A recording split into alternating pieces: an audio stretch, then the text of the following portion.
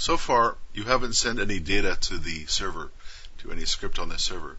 All you've done is request an URL, and that could be the URL of a PHP file, the URL of a text file, and so forth. However, as you know, you can send data to the server. I'm going to take a look at how that works now.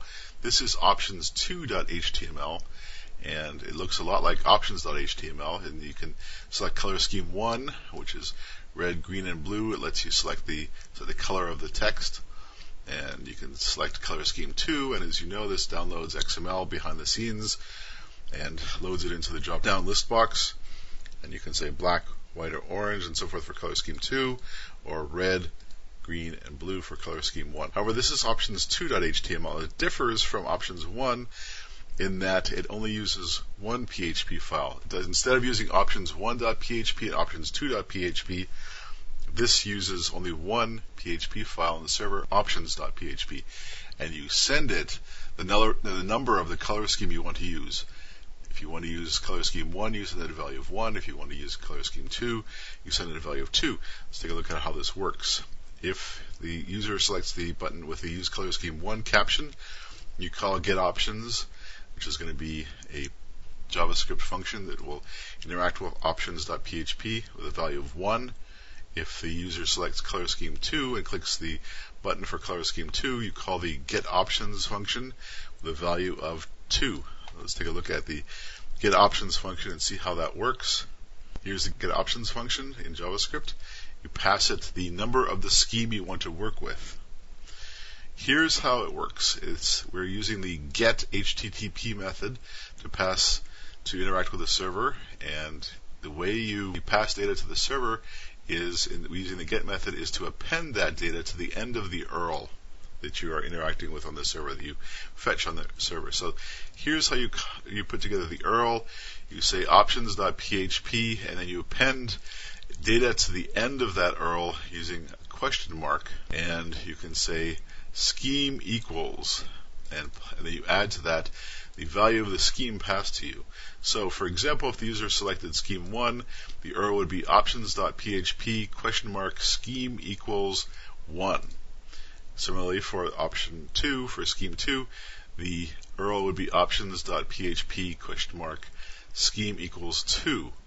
So then we've got to find out how the options.php file will decode that information and determine which scheme it should be sending back to the Ajax application.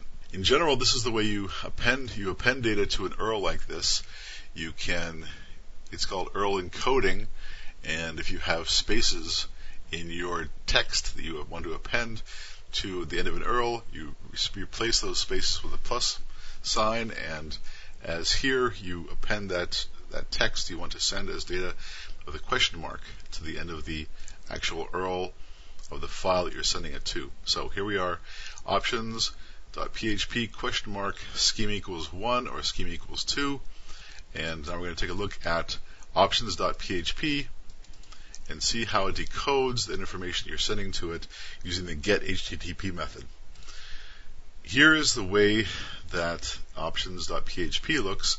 It's supposed to send back the option 1, set of options 1, red, green, and blue, or the other color scheme, black, white, and orange, and here is how it determines which color scheme to use. In PHP, you can recover the data sent to you using the get method with an array called $get.